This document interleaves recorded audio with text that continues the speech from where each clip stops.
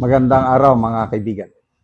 Bigyan natin ng reaction, opinion itong post ni Martin Romualdez sa kanyang official Facebook page. Statement niya sa akusasyon ni Ombudsman Boying Rimulya na si Romualdez daw ang nasa likod sa pagbawi ng 4 na Marine sa kanilang testimonya. Statement of Representative Martin Romualdez on the Ombudsman accusation.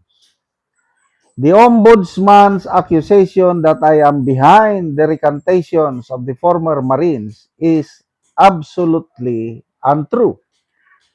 This shows how extremely prejudiced Ombudsman Jesus Crispin Remulla is against me. The recantations prove what I have been saying all along. The accusations against me are false and trumped up. Hindi ganito ang patas na paghahanap ng katotohanan. I will not be intimidated. I will face every accusation against me and defend myself with facts, evidence, and truth. Lalaban ako. Lalaban ako. Okay. Yung pagbaliktad ng 4 na Marines, talagang pasabog. Medyo nagalit ang ombudsman. Tinanong siya ng media, si Romualdez ba ang nasa likod nito? Sabi niya, siyempre! Ang bilis niyang pagsabi na, siyempre! Sino bang makikinabang sa pagbaliktad ng mga Marines? Hindi ba si Romualdez? Kasi sinasabi nitong 4 na pressure daw sila, napilitan daw sila na magpirma ng affidavit sa ombudsman. Kasi itong 4 na bumaliktad, 3 sa kanila ang nagamit ang kanilang testimonya para sa kaso ni Romualdez. So ngayon, dahil bumaliktad na yung 3, anong mangyayari sa kaso? Wala daw. Isasampa pa rin daw ang kaso. Humina ba ang kaso? Hindi. Sabi ni Remulla. Kakasuhan namin yung 4 na yan na bumaliktad. So, ano ngayon? Ligtas na ba si Martin Romualdez? Totohanan ba itong ginagawa niyang ombudsman na sasampahan nila talaga ng kaso si Romualdez? Totohanan ba yung pahayag ng Pangulo sa kanyang SONA na nalulungkot daw siya dahil sasampahan na ng ombudsman yung kanyang pinsan? Well, kanya-kanyang ano lang natin. Ako, hindi ako naniniwala. Personal opinion. Although, sana totohanan na ng gobyernong ito, ombudsman ba yan o ano, na panagutin ang mga nag-dispalko o nag-nakaw sa pera ng taong bayan. Sana darating ang panahon na hindi lang sina Senator Jinggoy Marcoleta at Defensor ang nakakulong dahil hindi sila dapat makulong. Ang dapat makulong, itong pinaghihinalaan natin na mastermind. Anong statement ng ombudsman? Si Romualdez at Saldico ang utak. Kaya lang, up to now, wala pa namang kaso si Romualdez. Tagal na nilang inaanunsyo na kakasuhan, hanggang ngayon wala pa. Pangso na lang.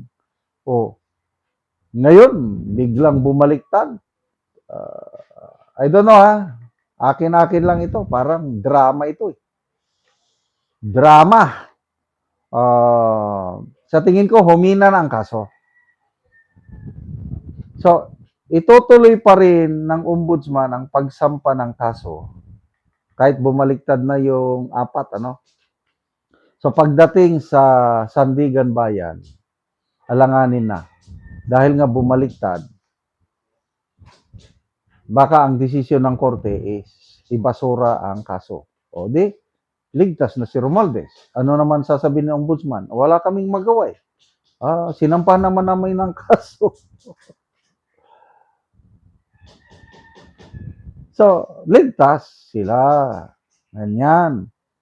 Kaya ako, wala na akong aasahan na hostisya na mangyayari ngayon.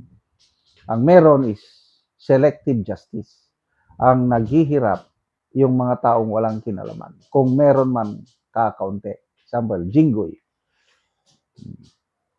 Ngayon si Revilla nakapiyansa na kasi mahina ang ebidensya. I hope si Senator Jinggoy makapagpiyansa din para makalabas siya sa kulungan. Si Senator Marcoleta nagsampa na ng petisyon sa Supreme Court. Sana aksyonan kaagad ng Supreme Court yung petisyon para maibasura na yung kaso niya. Kailang, ang hirap po. Basta tayo sa mga yung reaksyon ng taong bayan hindi mabilang ang reaksyon, tinago niya. Comments na lang.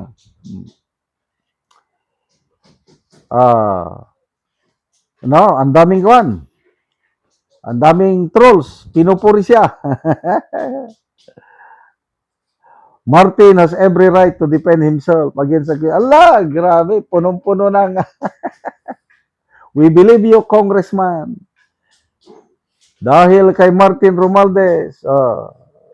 So, nasa inyo na kung paniwalaan nyo itong nangyayari ngayon. Napakalungkot. Sa ngayon, yung Brave 14, yung naiwan na hindi bumaliktad, ang 10 ata sa kanila nakakulong. Kasi hindi sila nakapagpiyansa kahapon dahil yung clerk of court ng Las Piñas RTC ayaw i-process. Talagang according to Attorney Baligod, parang sinadya na hindi aksyonan, nag-require sila kung ano-anong mga requirement na hindi naman dapat. Kaya hindi nakapagpiyansa yung Brave 14. Basta 10 ang nakakulong. Kaya ipagdasal po natin itong mga Brave Marines na naninindigan sa katotohanan. Excuse me. Salamat mga kaibigan sa inyong pagsubaybay sa channel nito. Nakakatulong kayo ng malaki sa tribong Talandig ng Bukidnon dahil ang sweldo natin sa channel na ito is pantulong sa tribo. Namimigay tayo ng yero, libreng yero at pako para makapagpatayo naman sila ng mas maayos na tirahan. Panoorin nyo ang video na ito. O karon mao na ni ang matabagan og yero si Lola.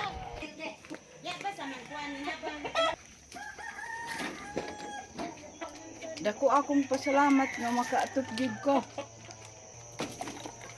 So mao ni ang balay ni Lola. So makita nimo nga tulda lang. Ang atop og ang iyang kuan dingding. So luoy kay ilang kahimtang, so mo gyud ni ang naa sa sulod So makita nimo nga kuan lang gyud ang tulda lang gyud ang ilang atop, ang ilang dingding pod. So makita nimo So mo ni ang ilang kahimtang. So mo ni ang ilang abuhan.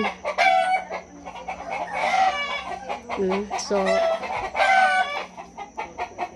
kita mo ipagkuan na lang og gaan karton og trapal lang gyud ang abuhan.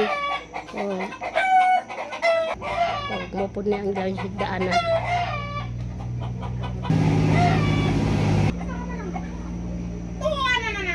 Og karon unsa imong masulti nga natagaan mo giyero nga tulda lang di ay ang inyong balay? Nagpasalamat ko sa Ginoo nga ikaw gid ang gihimo nga instrumento nga mohatagan gid mi og sin nga makaatop sa among balay.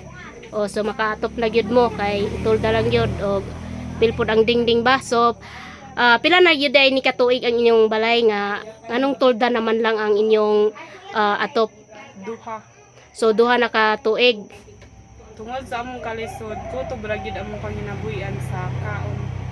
So ang trabaho sa imong bana di ay? So mag-uuma lang siya. So pila na imong edad? So 26 na ka. Sige na kay anak. Naa. Sige. Sige, salamat.